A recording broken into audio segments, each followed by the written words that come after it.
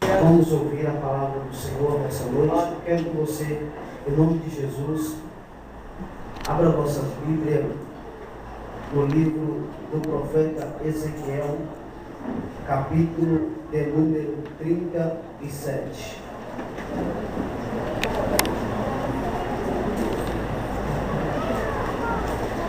No versículo de número 9. Aquele que puder, por favor, fique de pé em nome de Jesus. Quero agradecer a Deus pela vida dessa mocidade. Glória a Deus, aleluia. Que Deus abençoe as suas vidas e o nome do Senhor venha a ser glorificado. Livro do profeta Ezequiel, capítulo 37, o versículo 9. Quem achou diz amém. Amém. Diz assim: Eu olhei, eis que vieram nervos sobre eles.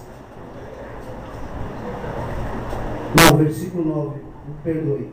E ele me disse: Profetiza ao Espírito, profetiza, ó Filho do homem, e diz ao Espírito: Assim diz o Senhor Deus: Vem do quatro ventos, ó Espírito, e assopra a esses mortos para que vivam. Amém? Antes de se assentar, dá uma olhadinha de canto para o seu irmão, vê se ele está vivo. Vê se tem pelo menos um glória a Deus. Vamos se assentar em nome de Jesus.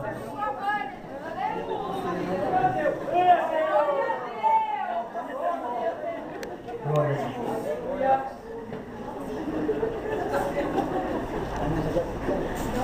Eu estava pensando nesse tema, como quando me foi dado a oportunidade de estar aqui, que esse tema é um tema muito profundo, porque nos dias que nós vivemos, estamos precisando disso, do Espírito, porque sem Ele nós não conseguimos viver. Sem o Espírito Santo, nós somos como uma lata vazia, que somente faz barulho. Mas eu costumo sempre dizer que o crente que não tem o Espírito, ele só presta para dar trabalho. Ele só presta para querer atrapalhar, para querer até enfraquecer, ou até querer falar algumas coisinhas que não vem de Deus. Mas o crente que tem o Espírito Santo, ele é diferente. Verdade. Ele não persegue ninguém. Ele dá testemunho. Aleluia. E nós vemos aqui que a coisa estava feia. O povo agora se encontrava nessa situação. A nação de Israel, que foi uma nação eleita, a qual Deus escolhera, nós vemos a situação que chegou à nação. A um certo ponto, a qual Deus poderoso levantara os seus profetas e levantara para falar com autoridade sobre a nação de Israel. Deus, aleluia. Um povo que viu milagre, um povo que viu o mar vermelho se abrir, um povo a qual Deus alimentara no deserto. Agora, por causa da rebeldia, por causa da desobediência, eles agora entram em declínio. ver Deus distante. Ele vê Deus, ele quer buscar a Deus, eles querem chamar por Deus, mas Deus agora não ouve. E Deus permite que o cativeiro vinha sobre eles, para eles conhecer verdadeiramente o Deus a qual ele estava servindo, que não era um Deus de brincadeira.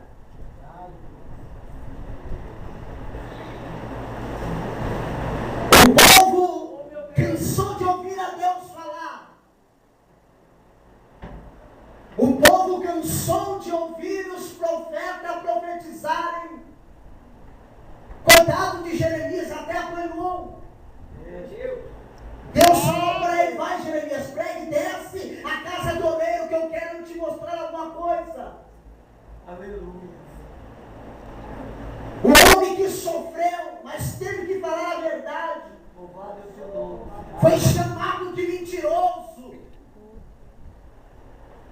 foi jogado dentro do calabouço, mas não deixou de pregar a verdade. Agora Deus levanta o profeta Ezequiel, filho de sacerdote. Talvez ele pensara que ia seguir os seus passos dos seus pais Bus, que eram sacerdotes também. Então ele está se preparando para ir ao ministério sacerdotal. Então agora Deus muda o quadro e quer que ele vire profeta, porque Deus estava precisando verdadeiramente de Ezequiel. Olha a situação dele, ele está sentado na beira do rio Quebar.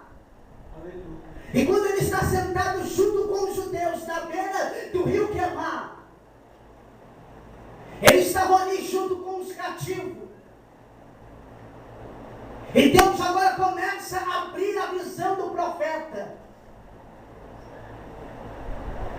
Porque Deus tinha um propósito com Ezequiel dentro do cativeiro.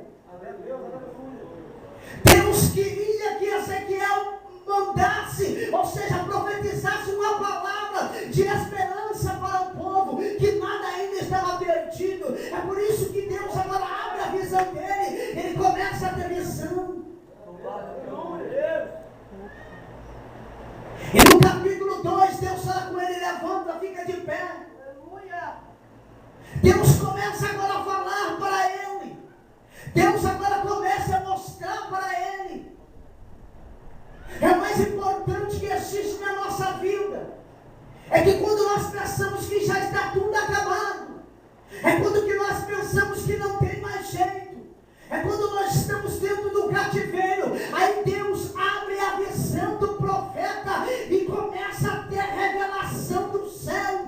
Deus fala para ele no capítulo 3: filho do homem, eu te chamei como atalaia. E ele vai e fica de pé. Deus fala para ele que ele ia enfrentar coisas terríveis, ele ia enfrentar as pessoas que não iam dar ouvido à palavra, aí ele ia enfrentar pessoas que iam ficar com cara feia, mas mesmo assim Deus tinha confiado no profeta. A Bíblia diz que no capítulo 5 ele se humilha, ele raspa a sua cabeça, ele raspa com a navalha como um sinal de humilhação. No capítulo 8, versículo número 8, ele cava uma porta, e quando ele cava a porta, Deus mostra para ele, pega Ezequiel e fala: olha aí o que eles estão fazendo. A idolatria estava terrível, a idolatria, meus irmãos, estava acabando com a nação. É por isso que Deus falou para eles que não tinha mais jeito, não tinha, o Espírito já tinha se afastado. Quem é aqui que não se lembra que o salmista dissera no Salmo 137, eles pediram para cantar alguns cânticos de Sião, mas eles não podiam cantar, sabe por quê? Tinham pendurado a harpa do salgueiro, a harpa do salgueiro estava pendurada, então não podia cantar, eles não podiam cantar. Quem é aqui que não se lembra do profeta Oséias, quando Deus agora fala para ele: vai lá na casa de prostituição, pega uma das prostitutas, e quando olhar para você vai falar que você está escandalizando, porque você está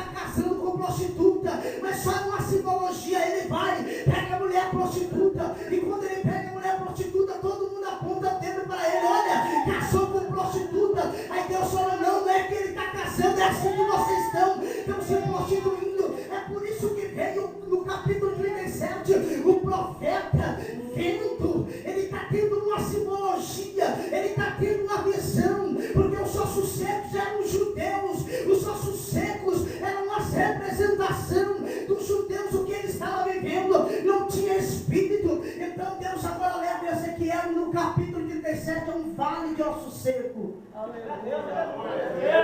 Louvado é o nome de Jesus, fala mesmo. Ezequiel, porventura esses ossos podem viver, Ezequiel? Tu o sabes. Que situação difícil.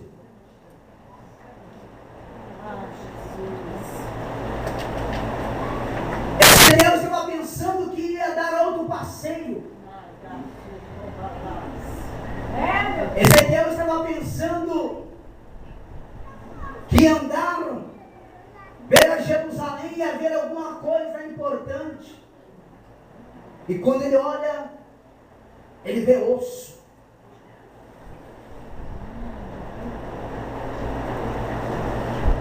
Ezequiel, eu vou te explicar uma coisa. Aleluia. Esses ossos são toda a casa de Israel. Louvado é teu nome. Eles não têm mais vida. E eles disseram que já era. As esperanças deles se acabaram. Então, Ezequiel, eu te trouxe aqui no meio desse vale. Primeiro você olha. Primeiro você dá uma olhadinha no meio do vale. Anda por ele. Vê como é que está a situação do vale. Parece que eu estou vendo Ezequiel andando no vale. Ele olha do lado, osso. Olha para frente, osso. Olha à sua direita, à sua esquerda, osso. O que vale osso aqui? Nada. Osso é para se jogar fora. É assim que estava a nação. Não tinha mais espírito. Eles não podiam chamar ao Deus Todo-Poderoso. Agora imagine você clamando por Deus e Deus não responde. Aleluia. Clamando por uma ajuda e ele nem sequer dá uma palavra. Oh Deus. Tem alguém aqui que quer ser profeta aqui? Tem alguém que quer ser profeta? Levante as mãos para o céu.